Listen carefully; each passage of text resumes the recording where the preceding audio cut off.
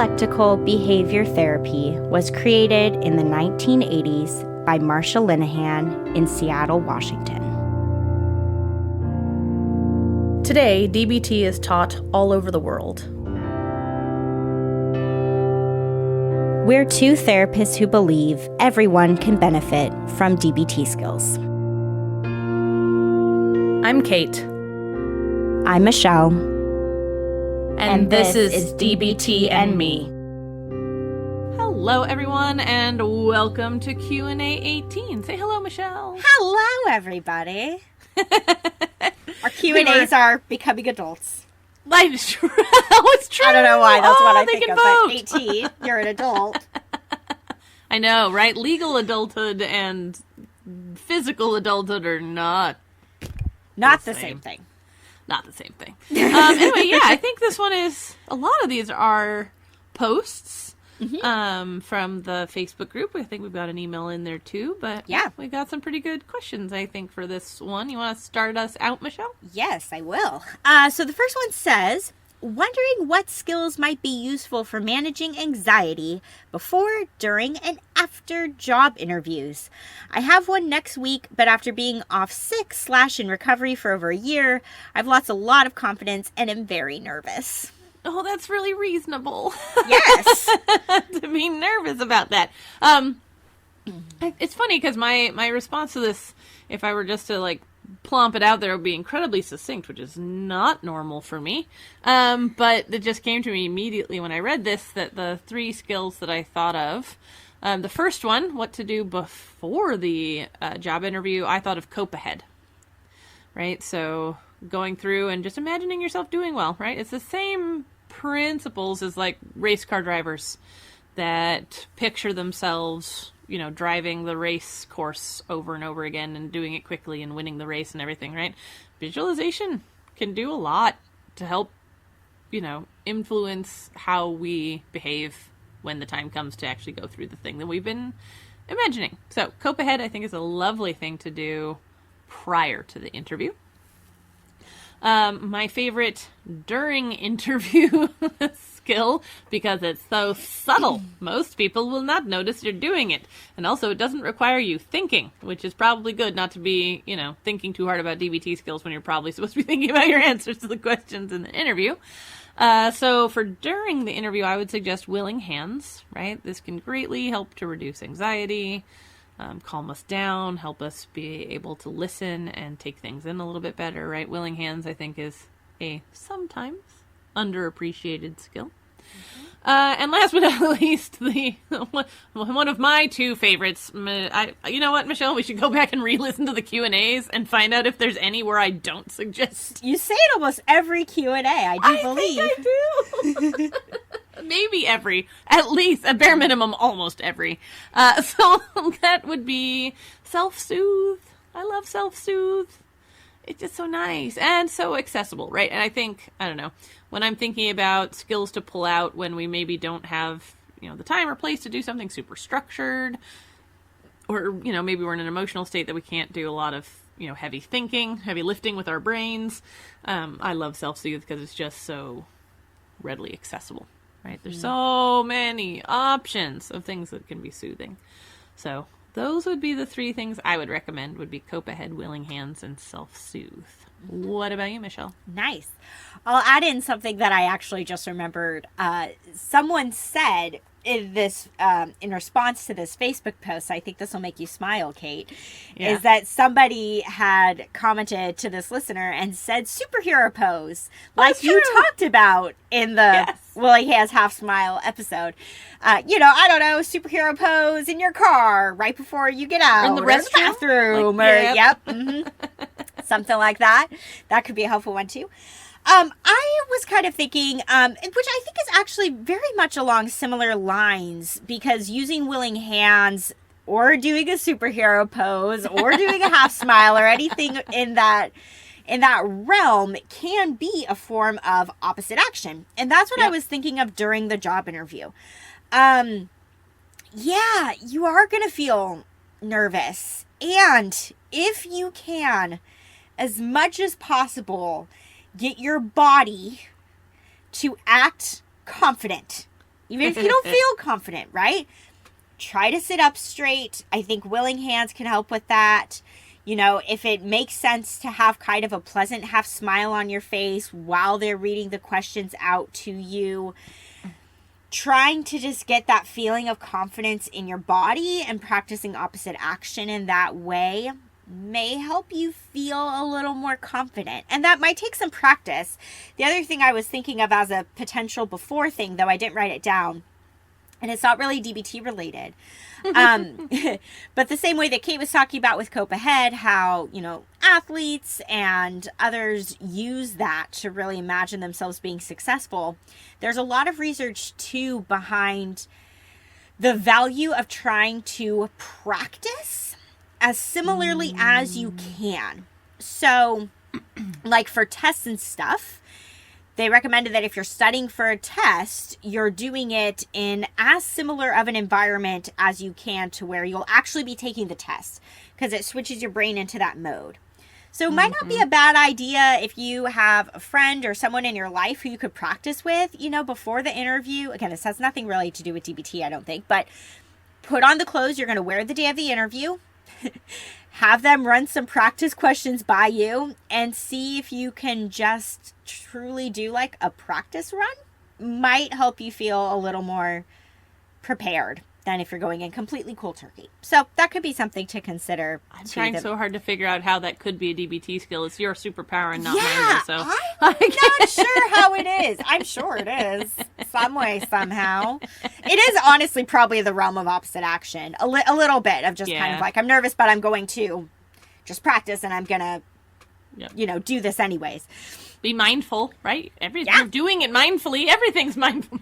Yes, you're trying to really imagine yourself doing that, especially if you're doing a Zoom interview, which is so common now. Yep. Try to do a video call with a friend and do it in the room where you plan to do your actual interview and that kind of a thing. Just trying to make it as real life as possible if you can. Just gives your body and your mind a run through, and that can help as some preparation stuff. But yeah, opposite action during the interview. And afterwards, I love Kate's recommendation of self-soothe. I was also thinking that sometimes what's happened for me after a job interview is while I'm waiting to hear back on if I get the job or not, my brain starts running amok. It starts replaying over everything I said, and did I answer that question right, and did I not, and why haven't I heard from them, and I'm probably not going to get it, and I get really, really, really in my head.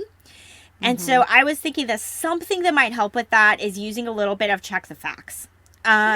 So just being able to kind of have some things that you can say to yourself, you know, I'm trying to think of examples off the top of my head.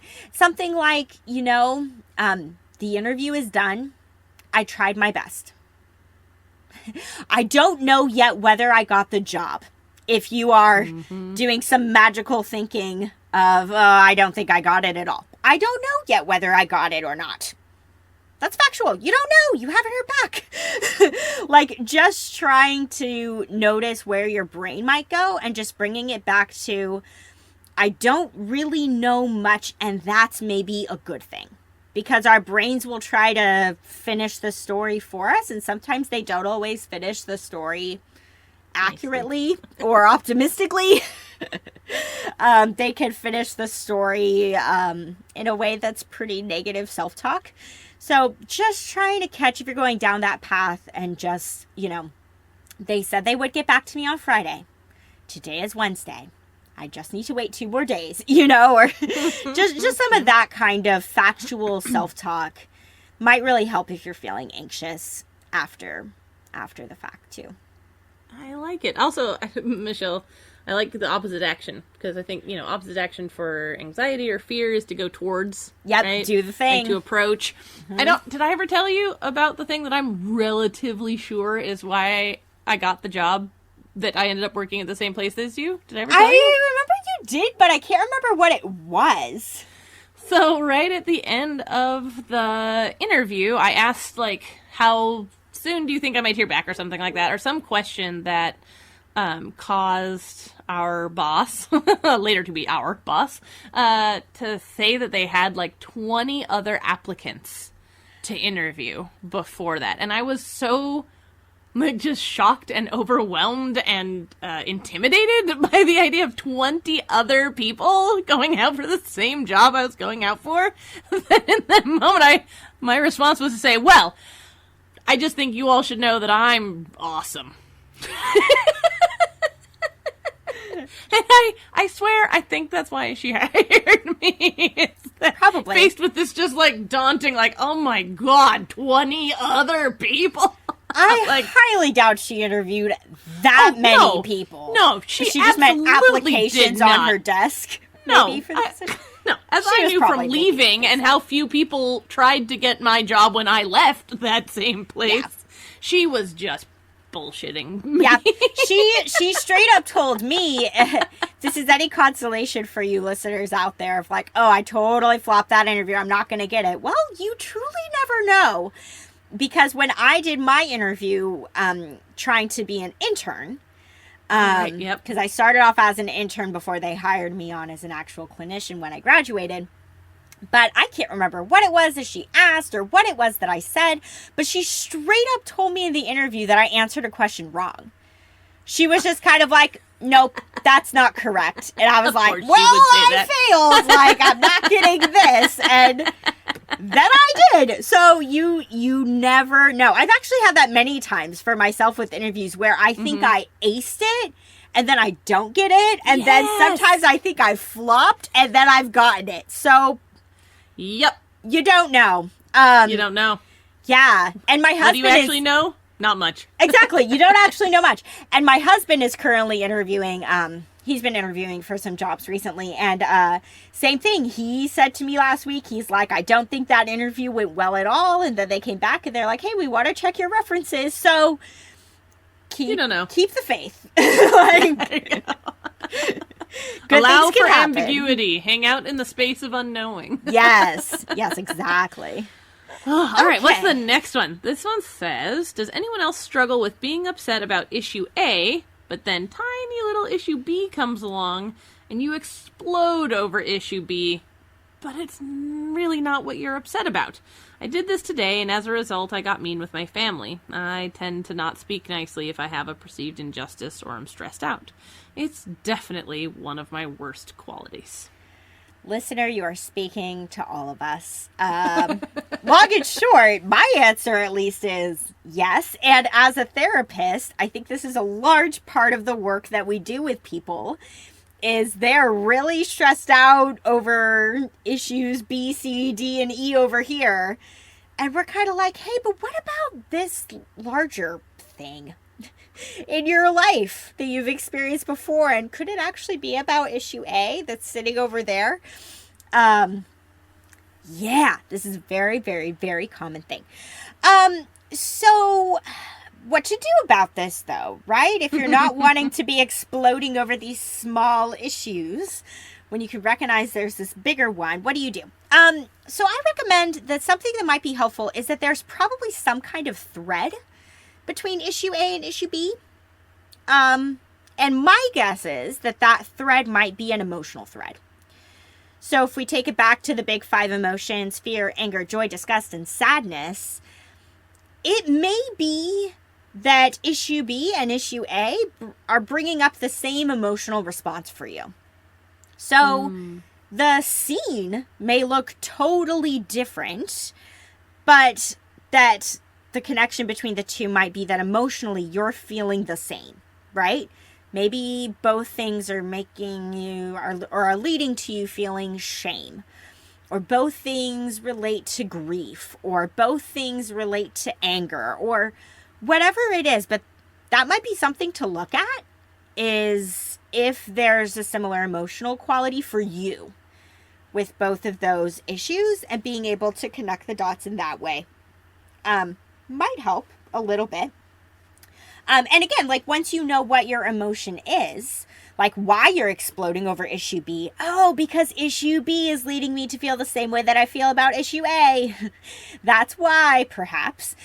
Then it puts you in the driver's seat of, okay, so when I feel this emotion, what do I want to do with this emotion? Right? Do I need to go have a good cry? Do I need to go vent about it to someone else? Do I need to, I don't know, whatever it is, what do I need to maybe do with this emotion that I'm feeling? Because tending to the emotion might help with getting to the heart of some of it. The other thing that I thought about, which I'll be honest, it sounds like you're maybe already doing this a little bit because you are able to identify that there is an issue A. That's a big deal. It's a big deal. A lot of people don't get underneath those layers. They think it really is tiny little issue B's fault. And they don't ever realize there's something deeper underneath for why they're responding the way they're responding. So kudos to you for that. And I would say that's already listening to your wise mind in a lot of ways, and that would be something to just continue doing. This may be just a good, simple question to ask your wise mind especially when you can sense, I know I have these days, right? Everything is just getting under my skin. Everything is irritating me. Like 3 days ago, these same things wouldn't have maybe irritated me, but today, everything is irritating me. And just to ask wise mind, right? Without judgment, with compassion and love and openness, but just to kind of pause and ask your wise mind, is there something deeper going on here for me? And just see what it says. If you're having a hard time identifying what issue A might be, what issue A is. That could have gotten confusing real quick. Sorry, that just cracked me up. Yeah. But wise mind might be able to show and tell also you. Apologize for my dog, my mom's sister's dog barking in the background. Oh, I can't hear it, so you're okay. Really? So yeah, I mean that might be something too. If you're just kind of sensing there must be something deeper going on here for me, but I'm not really sure what it is. Just ask wise mind, and if you want to, and if it feels comfortable, and if it feels safe. I found that this can be really helpful in my relationship with my husband, or just people that you live with, because you're around each other a lot. So issues can pile up very quickly, right? Little pet peeve things. Is to talk with them about issue A. Because you could, if it feels okay, right? Because you could talk about issues B, C, D, and E all day long and go round and round in circles, but you're not actually getting to the heart of it. And so if it feels okay to go, hey, I am actually starting to see what's underneath this for me. And it's really this. This is why I think this other little thing was irritating me earlier. You can go ahead and do that if you feel up to it. If you're not up to it, if that doesn't feel emotionally safe in that relationship, then you don't have to touch it. That's okay. But that's an option for you too, is to try talking about issue A if you think it might help. So, yeah. Dangerously close to some of my things. We'll see. I am just now scrolling down to your notes. Ah, well, there we go. Sorry if I took anything. So I think it's entertaining that Michelle started with, this is really common. And I knew that was one thing you wanted to say, but I couldn't help it. No, of course not. So it is, right? Do try and be kind to yourself about this, listener, because, yeah. This is pretty human, right? So you're not alone. This is not a unique quality. The other thing, and this actually kind of, it's similar, but slightly different flavor to what Michelle was just saying, which is maybe let folks know that you're stressed so they have some sort of context for your actions, right? So even if it's not specifically addressing whatever the issue A is, or whatever, just to let people in your vicinity, I think in your particular example, listener, to be your family, be like, hey, there's a thing that's really weighing on me right now. If I'm super grouchy at you, it's not about you, and I'm sorry. Yeah. Right? Just give them some context, right? If you have this sense that there's a thing that's kind of, I think, Michelle, you've used this analogy before. Like if you're a bucket that's almost entirely full, right? So that one little drop can make the bucket overflow. Have you not? Maybe I've said something like that before. I can't remember if I've said something well, like that. I know it's one I use. Maybe I'm just thinking that you have too. I don't know.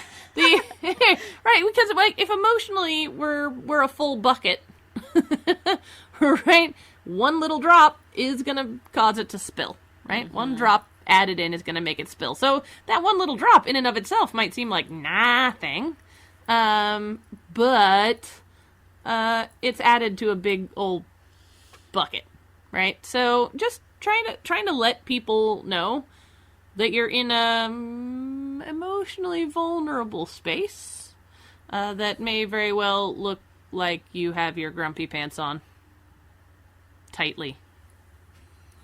So that's one idea, and just sort of internally, and I think Michelle, this kind of aligns with your idea too of talking about wise mind, is see if you can identify when this pattern starts for you, mm-hmm.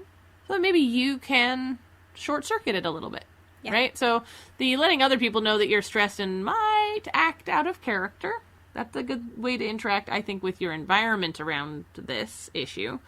But for yourself, if you notice yourself sort of starting to really ruminate about an issue and you're like, aha, when this has happened in the past, that has made me very vulnerable to exploding at my family when anything else comes up.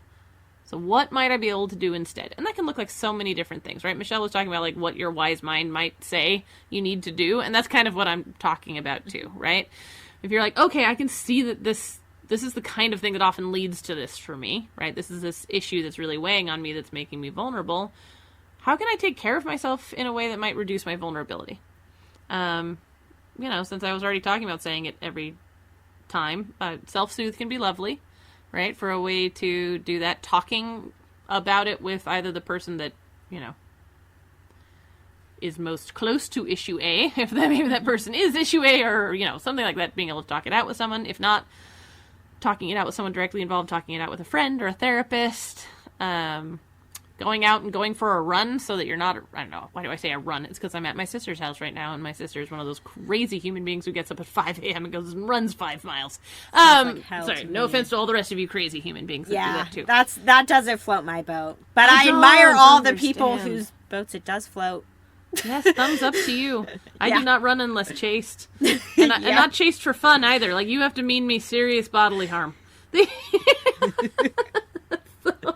Right? But maybe you need to take a walk, right? Or go for a drive or something, right? You're like, okay, I'm in this place where I can see myself being really mean to my family. I'm going to try and leave the situation for a while and see if I can't get to a more regulated place before I come back into the system, right? It's going to be different for you and different for the whatever issue A may be. I had to do it again since you did. But just, I don't know. I think it can be really helpful to not try and hide from yourself in this. It already looks like you're doing a decent job, as Michelle said, on sort of identifying that there even is a pattern here, which is awesome. So one step past that is noticing when the pattern starts and seeing if you can't intervene a little earlier, right? Mm-hmm. Rather than being like, oh, I'm not going to do it this time, right? We're all human. We're all fallible. Don't put yourself in a position where you have to forgive yourself later, right? If you can help it. See if you can't head it off at the pass. So, those are sort of my ideas. Perfect. Okay. The next one says, I have BPD, as a reminder, borderline personality disorder, and I just went through a breakup. I think the hardest thing for me is that she was my favorite person, and now I feel utterly alone and depressed when I don't get any good morning and good night texts, and when I have a story to tell and no one to tell it to. What skills can help me when I'm in favorite person withdrawals? Aww. Didn't make me sad. So, first of all, validation. Self-validation. Yeah. Like, breakups generally suck. They suck. They hurt. You miss that person. I love that you use the term withdrawals because in a very real way they've done cool studies showing it's not like that. It is that. Well, yeah. Falling in love is the process of becoming addicted to another person. If you look at the brain chemistry involved. Mm-hmm. And so when you're going through a breakup, you are legitimately going through withdrawals, right? So it's gonna suck. Like, just recognize that and be kind to yourself about the suck, right? If you still cared a lot about that person, it makes perfect sense to be super sad when you don't get those texts anymore. It makes sense to get super sad when you're like, oh, I can't wait to tell. Oh, right. When you have a story to tell. Like, that is a really, really, really, really normal and natural process, right? It's not going to last forever, but be kind to yourself while you're in the midst of it, because it does suck. Right, so self-validation, self-kindness would be the first thing that I would say. Second, this sounds like a job for accepts. Distraction, right? Don't utterly avoid your feelings. That is not what I am trying to, endorse. But it's okay to not stay in the emotions constantly, right? Stay there long enough to be kind to yourself, to give yourself that self-validation, to, maybe do some self-soothing or whatever you need to do there. And then move into something distracting so you're not living in that emotional space 24 hours a day, right? So I love accepts. I love several of the elements of accepts. Like any other person, I have some that I like better than others. But whatever distraction, like mindful distraction, is a wonderful way of dealing with favorite person withdrawals. And then last couple of things I thought. So how do I want to put this? Maybe this is not a problem for you, listener. I guarantee it's pretty certainly a problem for some listener out there, which is that after a breakup, it can be really hard to stop yourself from reaching out, right? From trying to connect, from trying to text or email or call or whatever, because you are in withdrawals. You do miss that person, right? So you might have these really strong urges to overstep the new boundaries of the changed relationship and try and go back to something that feels like what you wanted, what you're missing, what that relationship provided. So if that's an issue for you, then the things that I would recommend around that is either and or both pros and cons, or ride the wave, right? So when you're sitting there like, I just want to hear, a good morning from this person. I miss them so much. I just want to text them and say good morning and have them say it back, right? To take a little moment and do a little pros and cons, right? Okay, well, what do I get if I do it, right? Also, what happens if I don't? Right? And really be honest with yourself and work through that process. If you come back to the, that's not such a good idea after all place, and I think that's when ride the wave can be, particularly helpful. You may not have to do pros and cons every single time. You might be able to figure that out one of the first times and then use ride the wave moving forward. And then last but certainly not least, I would just say recommend mindfulness of emotions. There's probably a lot of them going on in there right now. And amazingly, it can really help them be less overwhelming to be able to appropriately sort them out and label them. Right? Instead of just like, I am overwhelmed by this unnamed mountain of emotions that is crushing me. Right? To be like, oh, okay, I'm feeling sadness, I'm feeling surprise, I'm feeling resentment, I'm feeling loneliness, I'm feeling, right, whatever they are. Relief, right? There's no saying that they all have to have a similar flavor. Some of the things you're feeling might seem directly contradictory to others, right? Yay, dialectics. But, being able to see and label your emotions gives you a little bit of distance from them anyway, just in the process, and can help you feel less like at the bottom of an overwhelming jumble, if that makes sense. What about you, Michelle? What are some of your thoughts? Yeah. I mean, I think this experience of having a favorite person is one that's really relatable. I mean, I've been there. And it's really hard when you lose that person and the role that they filled in your life and the unique relationship that you had with them that truly can't really be replaced by anyone else, because we're all unique people. So nobody else is them. That's hard. And also, for as hard and as true as that is, the other thing that kind of, I think, stood out to me the most with reading this was the part where it says, when I don't get any good morning, a good night text, and when I have a story to tell and no one to tell it to. So kind of my first thought was, I get it that you can't say it to your favorite person anymore. And favorite person is definitely number one, first choice. That's who you want to tell it to. But no one? That was kind of my first guess, right? Like, no friends, no family members, no coworkers, like nobody else that you would feel close to or that you have in your social circle that you could connect to. Nobody? And it might be true. I mean, I would really take a look at that to see who might be a next best person. Because something that's been really helpful for me, especially with breakups, is, boy, do I lean on my friends. A lot. Like, I am calling them more. Like, I'm trying to think about the night that I did break up with my ex. I think I talked to like 4 people on the phone that night. Like, that whole evening, I just stayed in constant contact with other people.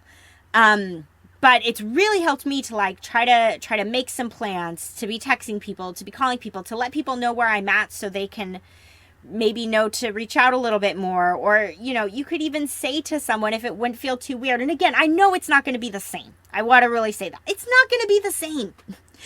But it might help a little bit is if like you have a close friend that you can be like, hey, do you mind for the next week texting me like good morning and good night and just saying hi to me and just like, you know, seeing how I'm doing? That may help a little bit than to not be in contact with anybody while you're going through these withdrawals.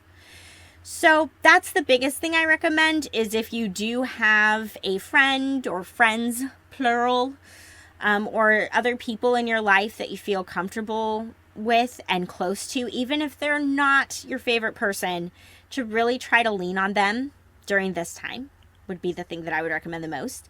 And to do that might really, in terms of DBT skills, take some willingness, right? It would be super easy to have a willful attitude here. That's not going to feel the same. She's still my favorite person, so I'm not going to be able to feel better if this person, if I tell the story to this person. Yeah, she's the only one, so no, that's not going to work to reach out to other people. It can be really easy to take that approach, and I would encourage you just to maybe practice some willingness here and see. I'm just of the belief that a lot of times when hard things are happening, like breakups, we do better when we have other people around us than we do going through it alone. And that's from someone who's an introvert, who likes to be alone a lot of the time. But not when I'm struggling.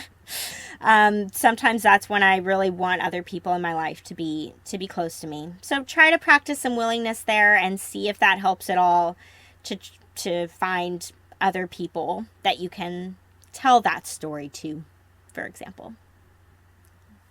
I like it. Yeah. So also, I totally get it because of the wording of the actual question. But at some point, you're like, yeah, so they're not your favorite person, because you know that's like a euphemism, right? Well, like how do you think? What do you think of Michelle? Well, she's not my favorite person. Like, she's not my favorite, right? Like, instead of just being one step below favorite, it makes it sound like you actively dislike. Right. Anyway, sorry, I just thought that was really funny. Like, well, not your favorite person, but we know what it means in this context. I know. My brain is just how it works. All right, I think we're on the last one. Yeah, last one.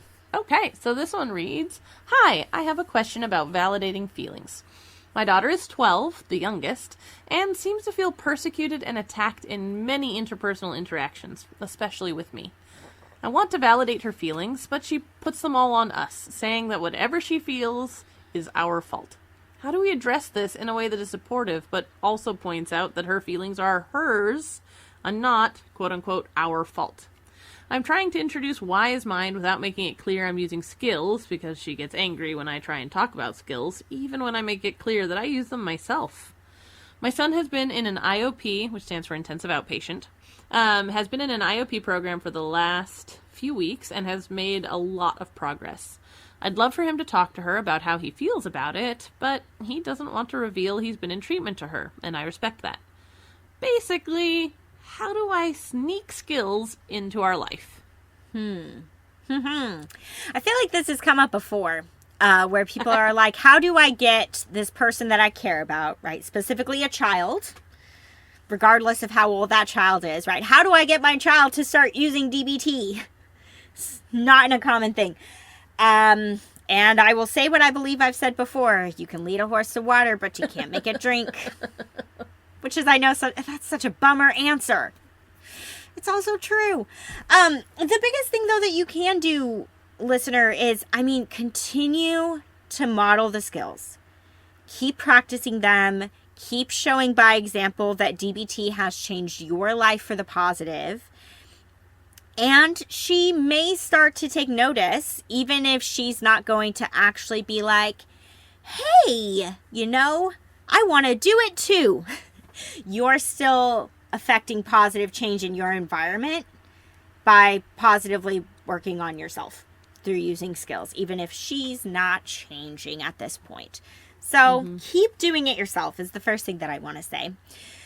The next thing, though, that I want to say is basically kind of some psychoeducation here, which we may have talked about a little bit in the Emotions 101 episodes, but I can't remember. Those were a long time ago, and I don't know if I talked about it exactly in this way. But basically kind of there's this question here about how she's basically blaming you. And when you say us, I'm assuming others in the household, maybe your partner, her other parent, that she's blaming you guys for her feelings. Well, this is how feelings work, right? Essentially, there's an event, something happens. Someone says something, someone does something, something happens, right? And then when that thing happens, we have a thought about what just happened. Sometimes we're consciously aware of this thought, sometimes we're not, but some kind of thought pops into our head about what just occurred. And almost right after that, sometimes very, very quickly, I'm talking like milliseconds, after that, an emotion comes up. And then, sometimes very, very quickly after that as well, then we do something in response to what just happened. Sometimes what we do is choosing to do nothing, right? Freeze. Freeze is an appropriate response. But basically, there are those four components. An event happens, we have a thought about it, we feel an emotion about it, and we do something about it.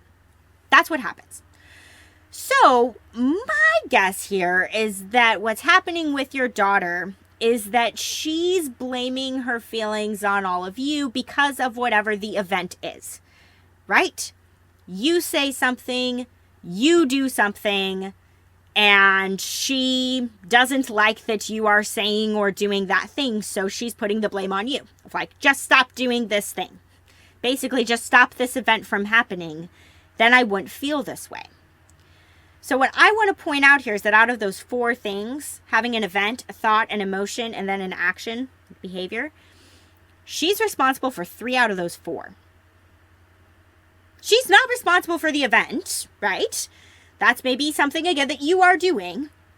But she is responsible for what goes through her mind, what she thinks, what she feels, and then what she does. As I pointed out, these all happen very rapidly. It's hard for us to intervene sometimes here.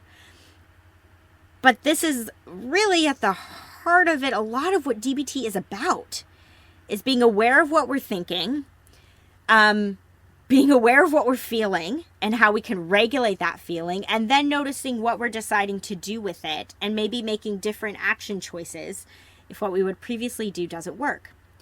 I give this example sometimes, even though it's an extreme example. If you're walking down the street and if someone came up to you and started yelling in your face, saying awful, insulting things to you, that would be terrible. And you are also in control of whether you choose to punch that person in the face or whether you choose to walk away. And maybe, I don't know, call the police or something. But you're in control. So the other person, even though they are the event, they do not, you are the one ultimately in control of what behavior you decide. So I don't know how your daughter would respond to hearing this. I don't know if she'd particularly like it. But there is this pause before we do something, right? Something happens, then there's this pause where we think and feel something before we act. And she is the only one in control of what is going through her brain. Nobody else is controlling her thoughts or her emotions. Only her. So, I think, again, what she's hoping for is that the event won't happen in the first place.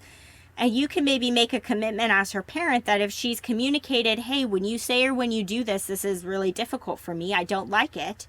You can maybe make a concerted effort to, hey, I'll try to change my piece of things, right? But yeah, you're not responsible for a lot of that equation. She is, at the end of the day.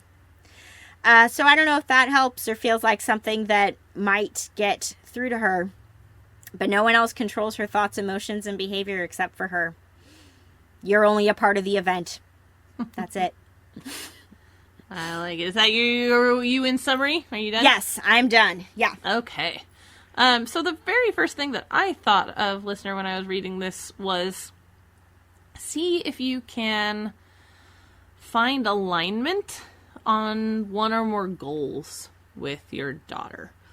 Right? It's awfully hard to get anyone of any age to move in any direction if they feel like moving in that direction is acting, is an antithesis to their goals, right? If they think they're getting further away from what they want or need by doing the thing, it's going to be awfully hard to get the person to do the thing, right?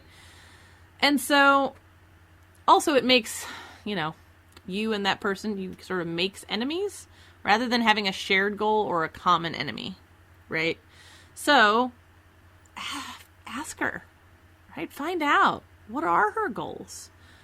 How would she like to feel? How would she like to respond when she's having strong, painful feelings, right? How would she like that to look?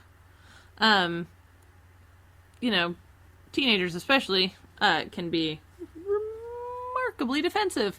And curiosity is a really good way to help people feel less defensive, right? So if you are going to talk to her, try and find out what her goals are, trying to find a goal that she has that you can also get on board with, like coming at it from a place of curiosity is so much more likely to get you there, right? To get you that information. And you might have to work your cleverness a bit. I don't know what her goals are, so I can't give you much in the way of concrete things. But once you know what her goals are, you have a much higher chance of being able to show her or sell her on the idea that certain skills can help her get closer to what her goals are. Now, exactly what those skills might be or how that might work, maybe you can come back and write us another email. And we can try and help with that too, right? But just bring curiosity to the table, right? Try not to assume, where she's coming from, what she's thinking, what she's feeling, what she wants.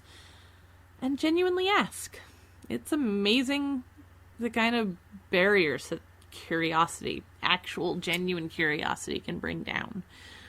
And then the only other thing I have that's actually is a DBT skill for this is the give skill. Right? This is definitely a relationship that you're trying to nurture, that you're trying to protect, that you're trying to deepen, right? You want to have the best relationship with your daughter that you can have, right? And so coming at this whole process from a kind of give perspective, right? You mentioned validating a few different times in your email, so I know there's already aspects of this that you're trying on, that you're trying to enact, I guess is what I would say.